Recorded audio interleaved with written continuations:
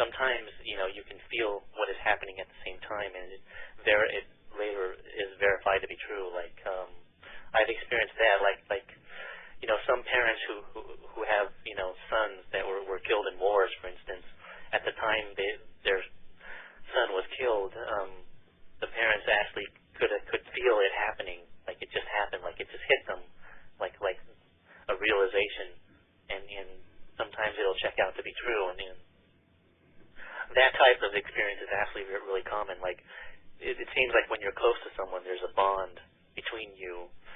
And, like, for instance, back in 1995, I woke up one morning and knew that an ex-girlfriend at the time had a car accident, and a few hours later she called me and told me about it, that it was true. But the thing is, I woke up knowing that it happened, and it wasn't a fear or an anxiety or a worry.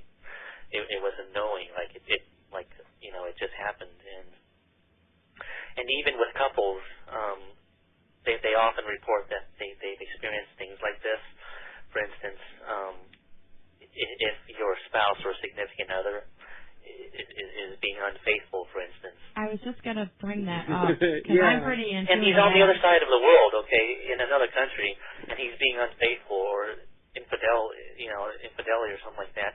And the thing is, even though he's so far away, some people can, actually a lot of people can kind of feel like the energy field between you and that person has been disturbed or severed or cut like a ribbon.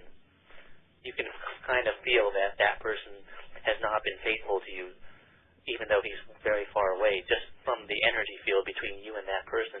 Then you and that really can't be measured by any instruments. That's why there may not ever be any scientific proof. It has something to do with us being connected at some level, molecular quantum level. Then you call, and he doesn't answer his phone, and then and then when you get a hold of him, you're like, you cheated on me!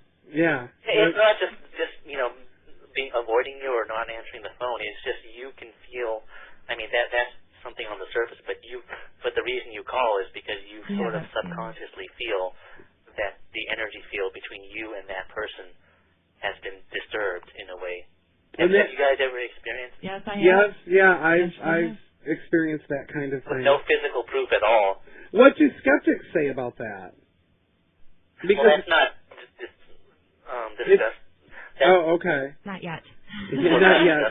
But if it were, they would say the same thing, that that you were worried about something, and sometimes it comes true and sometimes it's not, and it's your selective memory of which coincidences come true and which don't, and you remember the ones that are meaningful and you forget the ones that didn't come true, and so it's your own selective memory. That's the argument they used against that, is the selective memory argument. When you started to tell that story, I just knew what you were going to say, that it had to do with like the infidelity, because I can relate to that. You just know. I don't know if it's a That's a very, very common one. Some women or men, or some people know that their partner is unfaithful, even with zero physical proof, because they just sense the energy field between them is disturbed and severed, kind of like a cut rope or ribbon. Like their attention is definitely somewhere else, and their energy is being directed somewhere away from you. That's kind of scary, actually. Have you experienced that, Scott? Or? No, Scott's not here, so Doug. Yes, I have experienced that, but mostly what I experienced that is the phone call kind of thing. I mostly don't get it on like horrible, devastating things, or things that would really be of importance, but mostly like, oh, so-and-so well, this was before cell phones. Now you know when someone's calling because you're always carrying a cell phone. But you know who's calling before they call. Right, that kind of thing. And the skeptics would just say, oh, you remember when it comes true, but you forget when it doesn't match up. Right, and that's the closest thing that I've had, is that I know I used to know, but now, of course, with phone calls or with cell phones and stuff, the rules have completely changed because it shows you right. It shows you right on the little display. You know, someone's calling. Before I look at my phone when it's ringing on the table, I'm like, oh, that's probably so and so. Right, and now what's interesting is there is the skeptic part of me. There is a certain amount of times where they could say, well, if somebody calls you pretty much at the same time every day, then of course you're going to get that. Or if you hadn't heard from them in a while but you expected to, so you've got these expectations that you're also that you also subconsciously perhaps have. But if it's somebody like who hadn't talked to you in a decade, how would you know that they're calling all of a sudden? That's a good point. That's the point I make too, but. Yeah, that's the one. They just see it all as coincidences, and some come true and some don't, and people remember the ones that come true, and that's how they dismiss the whole thing.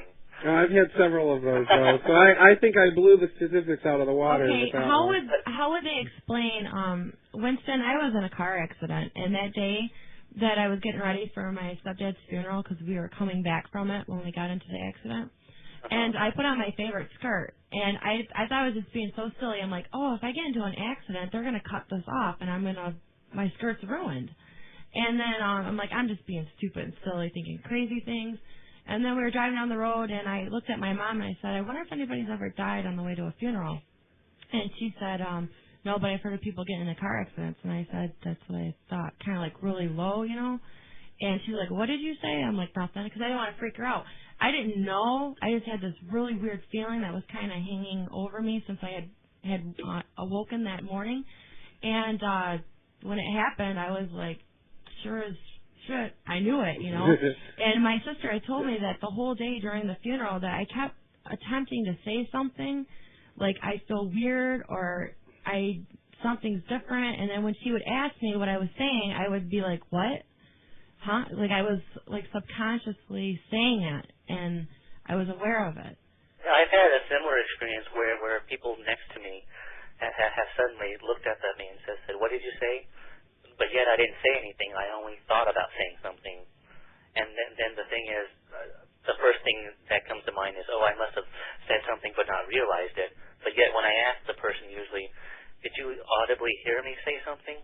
They'll usually just say, I don't know if it was audible or not. I just thought you said something.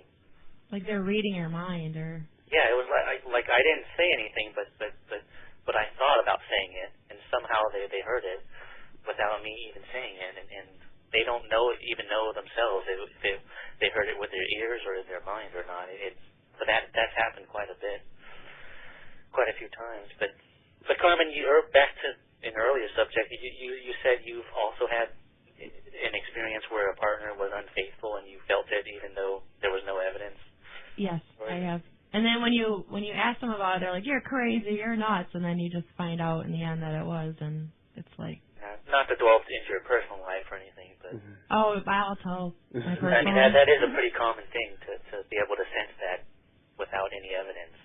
I think women are more in tune to it than men. I don't know if that's like a bad statement to make, but women just know. It's true because, I would say in general it's true because the male mind sees things in terms of facts and logic and more concrete, and women pay more attention to their intuition. They trust their intuition more than a man does. And that's why with these skeptics you'll find very few women. They're mostly men too. I wonder if we could get more women scientists who would be interested in... If you look at the women who if you look at the people who study astrology or who are interested in it, I'd say probably more than 90% of them are women, not men.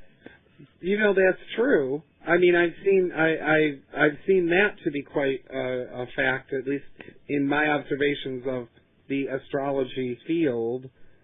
That, the people who do the horoscopes, the people who even probably read the horoscopes, they seem to be more women talking about that stuff than men. Yeah.